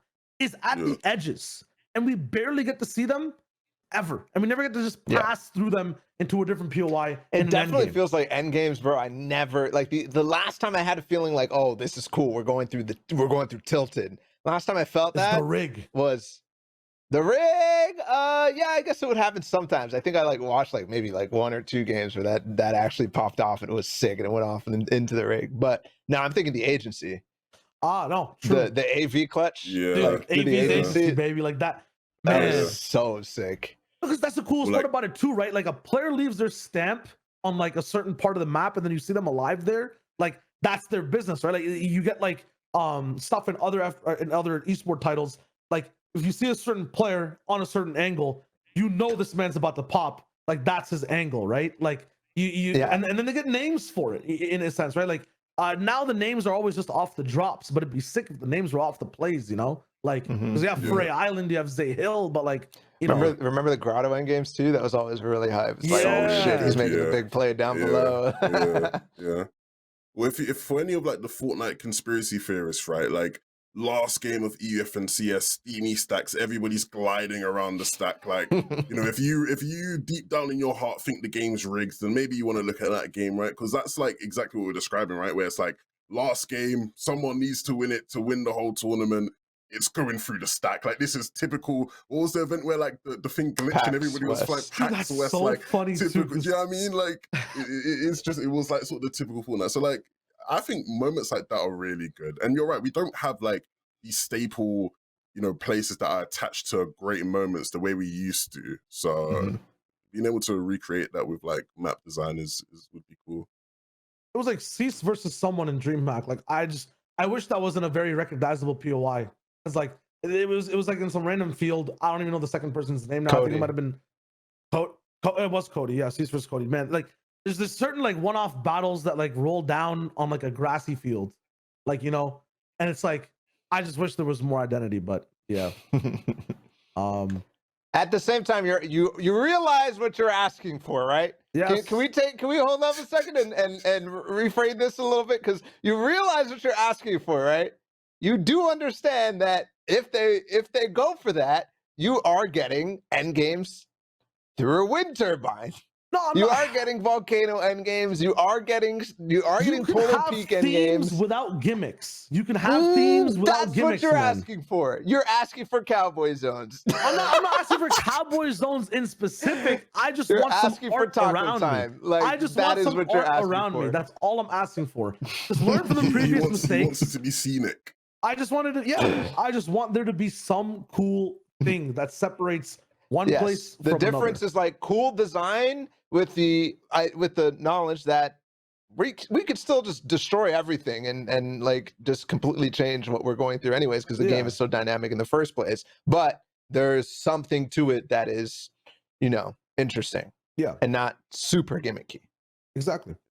I feel like that's also more of like a personal like playing thing for you as well, Shire. And then the same for me, like the only time I've ever played PUBG was when they released like a 2x2 map. So it was constant action. Everywhere you were, action, right? And it's like, and you could jump into a Fortnite game now, just land in the corner of the map and never see anybody until there's 7 people left, right? And I could do that back in the day too, like that's how I started playing Fortnite. You could do that at all points of Fortnite, yeah, but you could do that at all points of Fortnite, but it's like understanding now, like where you go for that action is less obvious to to somebody who's just starting up the game for the first time. Yeah, I don't know. I think that this point may be a little bit irrelevant to like the competitive aspect. Yeah, no, that's what I'm saying. That's what I'm saying. This isn't like a competitive thing. This is just like a general like playing thing. Like I feel like it is just like before you open the map, Tilted Town.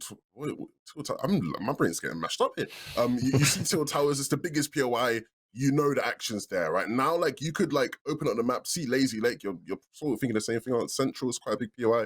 You could go there, there's, like, 2 other people there, right? Like, it's not, do you know what I mean? Like, it's not as easy, I feel like, for a casual player, like, just chilling. Well, one of the problems at Lazy Lake, dude, there's no, like, it's not tilted. You can't get the fast mats to fight up. Like, bro, it's actually hella boring to fight at Lazy Lake. Just make it 400 players in the lobby, man. Like, there's very easy fixes we can have here from the back end and the front end easily. You have 400 player FNTASIA, everyone can qual in the grand finals. Like, and then you add more POIs. I'm happy as well. Just have a map that's just a town, just one big town. We're chilling. Wait. This is so funny that I just imagine what 400 player FNTASIA would look like, bro. They'd just be like, what? Imagine if it didn't lag, right? Like, I was just like, you're observing, and it's like, oh, we're in one fight, now we're in another, now we're all the way on the cross side of the map in another fight. None of them have ended yet. That'd be hilarious. Oh my! All right, so talked about map, talked about worlds. I want to talk about the big comp stuff that's happening. That actually has a basis in what's going down. We'll start with orgs basically, or this is kind of like the last things we have to talk about. Org talk, org watch. E11 shutting down Danish operations. Gasp emoji. We got the tweet to show on screen as well. But what is going on? Your guess is as good as anybody else's. It just seems like from what Knock is saying that they are going in a different direction. I feel like we haven't really seen much from E11 in this space, regardless, since Tayson, and Tayson left pretty quickly after his signing, like after 6 months or something like that. So the contract ended and he was like, yeah, I'm gone. It just doesn't feel like they're doing much anymore in that space. I don't know. I haven't really been following E11 content, but for sure, it kind of feels like they're, I don't know, going in a different direction where they want to focus on the NA where they're actually based, right? They're based in Canada? Yeah. I believe so. Yeah, it's just they had a lot of cool plans literally in February of 2020. Imagine that. A lot of cool plans January, February of 2020, and then March hit. Dude, like they had so much cool on-site stuff they were gonna do. And I primarily just know about like the stuff in Canada they had rolling with. But then I would imagine across the world, it's just hard, man. It's hard times, and we're still in it. So, and honestly, I think you should give them. We should give them their flowers for what they did in like the Danish scene, right? Because obviously it's not something that's like very known about, but they like created like a monopoly in Denmark where like any like up and coming Danish player is gonna like want to be on E11, right? Like they had Gaming Kuno, who's someone I've known for a long time in the scene, where he was like he became like the Aussie antics of Denmark scene, right? Where he's like doing viewing parties and casting and providing content that way. Like E11 had a really good thing going in Denmark in terms of just that space, but like it's clearly just gonna go another way. Hopefully somebody just sort of capitalizes and like just snatches that all up, right? Like picks up literally every player. Yeah, literally, like somebody should do that because I thought they had a really good thing going on there. Yeah, can we pull up the tweet, Robbie? Or I screwed it. All right, bet. There we go. There we go. Yeah. Yeah. So I wonder what there it is. Reps Guards, Rule, Gaming Kuno, Flixzy. Those are all the players that unfortunately are no longer with the 11, and I mean, they've already lost like a bunch before this too, but I guess it wasn't fully Danish. They've had some of the best EU players. Like if you think back into it, like they had Schinken, they had Stompy, they had Item, some of the best EU players, and they still had Refscar. They still had like a lot of cool people on their roster. Boya. Yeah. Boya back when he was like dominating and stuff. What did you say, Shia? So they had Blue Tea. Blue Tea. What's going on with him? Where's he at? I'm gonna search him up real quick. Blue Tea streaming something like last week. I'm not even sure. Oh, player operations for E11 Gaming now, huh? So it's his fault. Imagine. Reddit is just eating this up right now. Like, bro, like there's the kids in chat like clipping it right now. Like, Barla's done it again, lads. We gotta eat him up on Reddit. Can't like, keep getting away with this, bro. You can't. Wait. What was I even? Like, what are they shifting their focus to? Though? What do you think they're like? They're shifting their focus. Is that just a fancy way of them saying, "Yeah, we're done with this," or do you actually think they're going to do something like significant in Fortnite again? I have to imagine. I feel like Nock has a very, very special place in his heart for Fortnite. And that's basically like, from what I can think of, all that E11 has really been involved in. I don't see them really going into other esports like big time, like some other orgs, like Guild, for example. Yeah. I don't know. I don't know what Zach Hyman is up to right now, where he wants to push the org. Because he's the guy, we talk about the football people investing into esports and EU. This is hockey, hockey players, and he's a lot more involved in E11. I met him at World Cup, and it was just like, much more involved in Fortnite and the org in general. Yeah. Talking about more org stuff going through, Guild and Subway collabs. Said last week. Guild's not got sponsors. Anybody's sponsored by HyperX. Guild's not got sponsors. And I said, wait till next week. I said, wait till next week, and we'll see if we can have the same conversation. Now, let's resume from next week, guys. Let's time walk back. I've got the time stone. I'm like turning back the time. Oh, okay. What do you think, Marla? What do you think? Out of curiosity. This is huge. Subway. I mean, damn, that's a major brand. That's a global brand. That's a global brand, and it's sick. I don't know. Really cool commercial. Hen was in it. Like, there he is, winning DreamHack apparently. I think this is awesome. This means that Guild is definitely here. They have some staying power, and we could expect them to even sign more players and get even bigger and get even better. Because right now they are far and away up at the top of the EU scene, and probably if we had an org tournament, like probably at the top of the world if we had a world org tournament right now. I think one of the coolest things too is that like I don't know any other thing sponsored by Subway, like organizational. Subway's not in esports. Yeah, they're not in esports. This was like their first step in esports. Subway, which is pretty sick. Like they're doing that with Gilda. So. Yeah, because there's no shade to HyperX or like Red Bull and whatnot, but like it just seems like it's another sponsor. Oh yeah, HyperX for sure, man. Yeah, I'm saying congratulations. I'm proud of you, man, for the HyperX. Like with Subway, it's like sheesh. You know what I'm saying? Like you got like all the boys in the call riled up. Like okay, all right, let's see where it goes. But yeah, it's nice. It's sick. Yeah, it's also not. I think one of the things that I like. There's a lot of esports brands or brands involved in esports right now that are super related to gaming, like HyperX. That I'm just like, yeah, okay, like this is their target audience. Obviously, they're gonna want to sponsor and do things like this. But Subway, it's more like we're just trying to get our name more out there, like and on places, and we'll do like some promos and stuff. This is just a way of them. You know, like what is the marketing value for it, right? You know what I'm saying? It's like, dude, it's more just product placement and stuff like that more than anything else. I'm picturing like their marketing meeting, like the dude's coming in for his old hair. It's like, guys, Quiznos has done it again, man. Like we're down bad. Like this quarter is like, what do we do? What do we do? It's like, what do we have to do? Even exist? Like, make better bread? No, you're fired. What do you have? Stop using soy in our chicken so everyone who eats it shits really bad the next day. I never want to see you again. Banished. What about you? Dude's like, cranking 90s. What? I'm just playing Fortnite. Fort what? Sounds good. Let's sign up. Oh man. Bro, it was silly. Like when I was recording for the Janice video, right? So they like told me I'm gonna have a prop. And I was like, what's my prop? Give me like a Subway sandwich, right? So like, I'm holding the thing, right? I'm holding the thing, and like, the director, the creative director, shout out to Danny Lopez. He's the one that does like all their videos, and that's why they're so sick, because he's a creative genius. And like, I have the Subway, and I'm like folding the wrapper. I'm like, you want me to hide the Subway logo, right? Like, should I hide it? You don't want me to show like a random logo in your announcement video, right? And he's like, no, show the logo, show the. I'm like, I was thinking, right, if you want to get sued, like, sure, mate, I'll show the logo or all you want. So I'm holding out, and then afterwards, right, somebody else heard the conversation. They were like, we're announcing the Subway sponsor tomorrow. It's going to be like a little Easter egg that you're holding a sandwich. I'm like, oh, okay.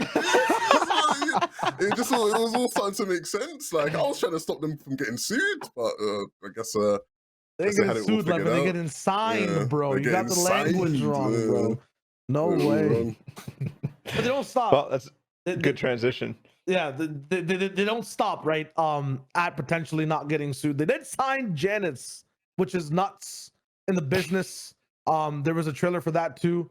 I didn't watch it, so I'm gonna watch Robbie roll with it as well. Yeah, play this. Can we actually get sound on this, Robbie, or not? Holy shit. Yeah, roll with sound. This is gonna be poggers.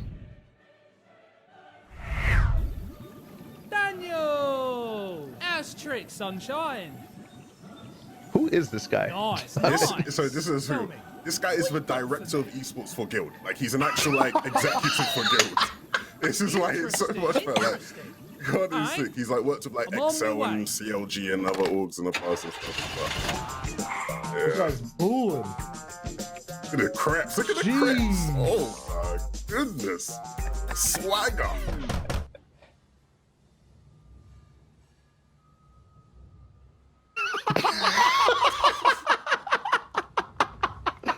No way. Daniel, I'm excited, man.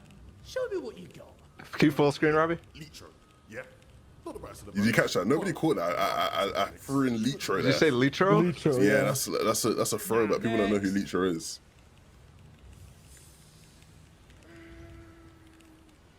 I wish you guys had guess. Queen flopper, right?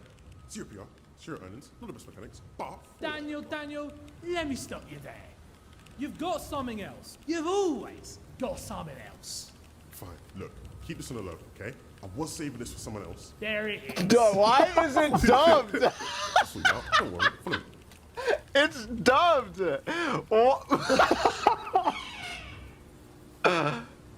Oh no. Interesting place you got here. Gotta keep it low key. You can't be too safe. Well, as long as it's getting me trophies, I don't care. I've got one, but I want another. You are so ungrateful after everything I've already given you. I want more. Well, look, you won't be disappointed with this lad, I'll tell you that much. Shh, try not to spook him, yeah? And it rolls into the montage. That's actually so All sad. right, Robbie. So, I've had people ask me this, right? You know, Level, what happened with the audio? Like, is it, you know, anime, pogs, da. So the actual audio that we recorded, right, like while filming, like there was like an issue with it, like it got corrupted or whatever, right? So like, you know, like 2 days ago or so, I like had to go and like actually like voice over and like re-record the audio. But the issue is like it's not like sucks. It's not like I had a script, right? So it's not like I can like see what I said. I'm just going off the top of the head. So I'm looking at certain bits and I'm like, I don't know what I said there. I mean, I don't have a clue what I said there. You really gave me the EU experience there, man. Yeah, like, you know, so it was unfortunate. It's honestly, that is one of the things that will like kill me till my grave, because like the initial audio like was sick. Like it would have just been so much better with the initial audio, but you know, it is what it is. Yeah, it is what it is what it is. The last thing that I'm reminded of is like Calkin has the signing, or like other creative stuff like that, where like it seemed like no one else was doing it anymore. It was just like, you know, random montage after random montage. COVID was a thing as well, right? So it's like just seeing something like this again, like, you know, people trying to up the bar, like be taken seriously in a sense as well. Like it's nice. It's just nice. People trying to catch up to NRG. Yep. Yeah. That's good though. I like it. I like the little Easter eggs in there. That was fun. And our boy, you really are Hollywood now. You really are Hollywood. What can I say? You know what I mean? You know, let's not talk about me. You know, enough focus has been on me, so we can talk about you guys. All right. From Zone Wars to Worlds to signings. We didn't even talk about Janice in this entire thing. Oh, yeah. True. They just signed the winner. Like, God. Dude, it's like, once again, like it's a Fortnite signing. Like what does it really mean, you know, to the actual competition? I think for them it's just like another stone on the Infinity Gauntlet, right? Like they've finally got like their German, like, you know, they've sort of like scouring around EU. It's like, you know, Germany is like one of the bigger regions in EU in terms of play. Like, yeah, we haven't really got a German on guild. You know, Riley, he's just gone to BL, you know, looking around. So, he just won an FNTASIA with one of our players. Are they putting like special air into his room to make his like awareness better? Like, you know, like, in other games, it's like you get on an org, you get, you know, with a new it means you're with a new team, you know, new atmosphere, the dynamics different. Like you have coaches there, you have big things. I assume, you know, Guild probably has great coaches and stuff, but these players always have external coaches and other bot review things that they do outside of their org. Like, well, you know, once again, it's the question of like, I'm sorry that I skipped past it, but like past the cool signing video and the org name there and like, you know, stuff for power rankings, like what does the org do for the player? Yeah. They pay them a salary, they give them safety. I mean, I don't know. Yeah, but that's like a larger Fortnite question. That's all of Fortnite competitive in itself. Like what do orgs, you know, because like you said, you know, players will have their own external coaches and things that they're doing stuff with. They're not bound to a team or people that they're playing with by any means. So like that is just like a larger question for Fortnite. I think. I think it definitely helps Janice and Hen stay together over a longer period of time if the contracts are good too. Yeah. Right. Just because they're on the same team now. Maybe Chapik's next. Maybe that's kind of what's coming. Okay. Janice, by the way, just moved from Wave. He was literally on Wave like a couple days ago. Yeah. So the contract ended and instantly he's picked up by Guild. So that also means that there's high interest in EU Fortnite right now, because it feels like that's happened a lot. Like BL, Wave, Guild, they're all constantly like dealing with short turnarounds on these contracts compared to NA, where I feel like Scented is the only person who's done that. Yeah. I don't know. It's weird, man. I'm not like an org executive. Like it is one of the things that like when I do speak to like org executive, I try to like pick their brain a bit more in terms of like, you know, what is the interest in it for you, and like. At the basic level, I think if you just look at Fortnite, like for the most part, right, it is sort of like just free socials, right? Like Fortnite players are massive. Like you could like find the best, you know, some of the best Valorant players in the world. Like you go to Twitter, they have like 3K followers. Like nobody like cares about what they do apart from like in the server itself, right? Whereas like Fortnite players, you got like people who aren't even that relevant anymore, and like they can tweet hi and they get like 2K likes Insta, right? Like, you know, like they're just like big brands in that sense. And it's funny because as much as, you know, we've had conversations in the past with Fortnite about like players like, oh man, like Fortnite players, you need to value socials, you need to value building their brands. Fortnite players do it better than most esports, right? Like 100%. way better. So like, I think we in general, like we should probably give players their props for that. Like other esports players don't give a damn about anything other than just competing. So yeah, I don't know. Me myself, I don't know, but I think one of the reasons why that happens though is that the esport and Fortnite in general is just still so much freaking bigger than anybody actually understands. Like, yeah, the fact that it's so easy for a player to go to from 20K Twitter followers to 200K the next year, yeah, like without even doing much at all, like just being slightly active on their socials and on Twitch. It's like mind-boggling yeah. that growth is at that level. And sure, because the players have put in the work before them, and the people who come after them make it easy. But yeah, it's just crazy. This game is insane. Yeah, It's only getting bigger too. That's the crazy part. Everyone every year predicts like this fall off. Oh yeah, now it's at blah blah makeshift weapons, blah blah mechs, and then it's just going up. It's just going up 24/7. Okay. yeah. Mechs did cause for sure a large downswing in player interest. Like, let's be serious here. Definitely had a negative impact. Didn't die though. That's the thing, right? Like, No, of course not. yeah. Or like, I think a better thing would be like pumps. Like, where are the pumps? Game will die without pumps. Yada yada yada. Which I Mhm. Well, man, what are you gonna say, Sean? I was gonna say, I just wish we had like more, like I wish we got to see the data, like behind, hey, this change was made, like what was the result. We will never know that stuff, I don't think. Yeah. I don't know, but let us know that. I was just gonna say, right, so like I wanted to spice this up a bit, right, in the conversation of always, because it's something that I noticed like with the Janice announcement, right? And I've not spoken on it publicly, but I saw like a lot of people sort of getting like maybe a bit upset with like how Guild is sort of, they've come in, they sort of basically like Poached all of like BL's roster, that kind of thing. Like they've come in and they've bought and they've invested a lot of money. And I've seen a lot of people sort of have like the mentality of like, oh yeah, well, like, we've scouted the players and, found them and build them up, that kind of thing. And it's like, me personally, I think people sort of like forget that, like, a market is a market where you have like, buyers, you have sellers, right? Like in football, there's teams who are historically known to be teams that sell. They find talent, they sell.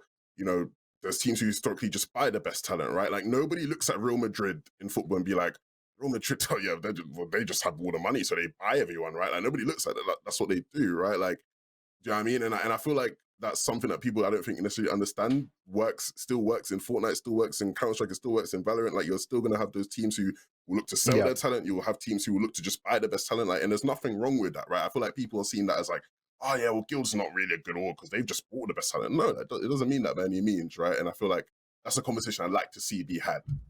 What are your thoughts on it? I mean, three things. First of all, enjoy your corner of the room where you're yelling of blah blah, you're buying all the best players. Like, okay, like let me see your wallet, bro. Like, can you do it too? Like, I don't care. The opinion of those people is probably like a very, very big vocal minority in a sense. And then past that as well, when it comes to the exact thing you're saying in terms of like buyers and sellers, that's always a thing. And like, just be realistic in the sense of like, in other esports, like you need to be sometimes on that org to rise up to that level and be able to play in a franchise league, right? And people make the switches there all the time, then they stay. It's volatile here, man. And when you grow, you rise in tiers. Like BL, is it a tier 1? Is it a tier 2 org in terms of like how things are going? Is that defined by the players or by like the salary the org gives or like their prestige and whatnot? Like that's another question as well, right? So players just look for like the toppest of the top level of income in a sense. That's in competition, that's in the org contract as well. So you can't blame him for switching up, man. You can't really blame anyone in a sense. It's just the way things work. So people are just mad because, and it's cool that they're mad because they have a fandom over orgs. Yeah, that's the one thing I like. Yeah, that's the one thing I like about it. When I've seen these conversations be had, I'm like, I'm happy that at least people, that means like there's people who are just diehard like Wave fans or diehard BL fans. Like that's a really good thing. I have a different look on it. And again, I don't know any of the details, but we really haven't seen an org super like successfully capitalize on the Fortnite scene, like, at all. I'm pretty sure none of these guys are really making money off of Fortnite. I don't understand how you would be making money off of Fortnite outside of like prizing and such, because their YouTube channels aren't popping, their streams aren't really popping when they do events or anything like that. Like when there's a tournament hosted by an org, like the stream isn't going crazy. Do you want the inside info? Are able to what? You want the inside info? That's the Sure. Yeah. What's the info? Yeah. You guys even know where wagers came from? Like in the Okay. player in like the player atmosphere. It was orgs, man. Like the orgs behind the scenes are wagering each other on placements for players in these tournaments. I'm not talking $10 wagers. I'm talking like 200K on the line. Oh my So, God. There's a So like, Oh. so my point basically is that if it's not sustainable, then over like what overcutting and like buying out players to push these contracts up is actually bad for everybody, because it doesn't create a space where orgs will live and be able to do anything useful in the scene down the line. But also, like, if you can't prove that it's going to be profitable for you, then we're screwing everybody, right? Because now, in order for Become Legends to stay relevant, they need to also pull in a crazy amount of money, and in reality, they're not actually making that money back. It's a difficult thing to talk about in general because we don't have any specifics at all, but that could be happening. That's a conversation that's happening over in Valorant right now. It's like, are these contracts just getting way too ridiculous, way too fast, right? And there was a point where Fortnite contracts were way too ridiculous, right? Before World Cup, it was ridiculous, and that's why we saw a lot of orgs pull back, because it's like, hold on, guys, like this shit is crazy, like this is absolutely insane. And right now, I feel like we're still in that area. Probably not to the same extent. There's some players that are on mad money, but like, you know, it's mad. Like TSM is gone. Like a lot of orgs are like, yeah, no, fuck this. Like we're out of here. Players are the problem as well. I can't name names, but like, player A is flexing a salary and it's a fake flex, right? But everyone believes it's real. Well, that's what happens when you sign 14-year-old players. And everyone believes it's real. And this isn't a group of very good players. Player B thinks it's real, gets hit up by org, says I'm worth this because player A is worth this. That's how he's thinking. Doesn't get the contract. And then sometimes they end up getting the contract off of sometimes fake information, and then everything gets even more inflated, right? Like it's so weird, man. It's just so weird. So that's just why I don't necessarily write that argument off completely. I think it's something that probably is worth talking about, but again, we don't know specifics, so it's like impossible to really have any sort of educated conversation about it in the first place. Yeah. I think it's interesting to see. Like you said, we need to know the actual specifics in terms of like information, because like for one, we need to know like how are orgs looking to profit. If they're not profiting from Fortnite, how are they looking to profit, right? Like how do they think they could potentially profit? This is stuff that we just don't really know. We don't hear much about. But I just want to know what you guys feel about it. It's interesting. Reese says in chat sarcastically, "Oh no, these players are being paid lots." And to be honest, like I'm on that boat, But like to play devil's advocate, it's like, well, what about the orgs? Like, do we really care about them? Do we? I don't know. I don't know how I feel about all that. I'm happy players are catching the bag. Like that's good. That's important to me. And I've always felt that way. It's like, oh, if there's a tournament willing to throw a prize pool at it, like screw it. Like who cares? Who cares how it's run if they're giving money away? I want to end things off with something that is inspired by 11 off of the guild sponsor tease from last week. I want to do some predictions for next Thursday specifically, because it's probably when we're getting like a new some patch or some type of update. I want to know if it's revealed what you guys think will change in the next FNCS, like format wise or ruling wise, because you've yet to put it out. And then if they're changing any in-game mechanics, if you have a thought on that as well, we can roll with that, and then we can end there. So you want us to predict what's going to potentially come to the game? Yeah, or like how like what the next blog post. I do honestly think that there's going to be significant series point changes this time around. Okay. Yeah, could be a one-off because that was a big thing. I think this season in terms of like players complaining. Well, okay, because people are always just going to assume that I know. So I'm going to say this is what I'd want to see. I think there does need to be some sort of clarification on what's going on with like players who did top 3. Are they just not playing now? Needs to be clarification on how like the qualifier, like, are people going to be allowed to play? I think the first thing when we found out last year that we had 4 FNCSs in the year, like the one thing that I said I was really excited about was the fact that there's hopefully room for experimentation, right? Hopefully they're just going to like sort of use each one to try out different things, see what works, see what doesn't, learn from community feedback and whatnot.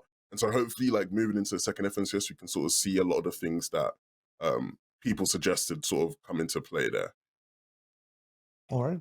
We're getting a new weapon next week. 100%. What's the new weapon? What's the new weapon? Don't know, but I just feel like we're getting a new weapon next week. That's my prediction. Should I ask that question knowing what he was going to say? He just wanted to say, he just really wanted to say, I think there's going to be a new weepon this week. And he's like, predictions. I like the way the Levin twisted it, though. He's like, yeah, this is what I want. Like, I need this information. Please give it to me in the blog post. Yeah. That's honestly what I want. He's typing out right now, most probably. Yeah. Could hit send come to a tweet. Oh look, new come to a tweet. Oh. Imagine now they actually tweet something in the next like an hour. Like I'm all right, that's it though. Episode 8 found all over the place on YouTube and Spotify. Hopefully within 2 weeks, 3 weeks, 4, 5, 7 years. Nice, wrapped. Hope you guys enjoyed, and I'm just gonna leave it at this because we had predictions and no final thoughts. If you guys are walking in the rain, use an umbrella. See you next time.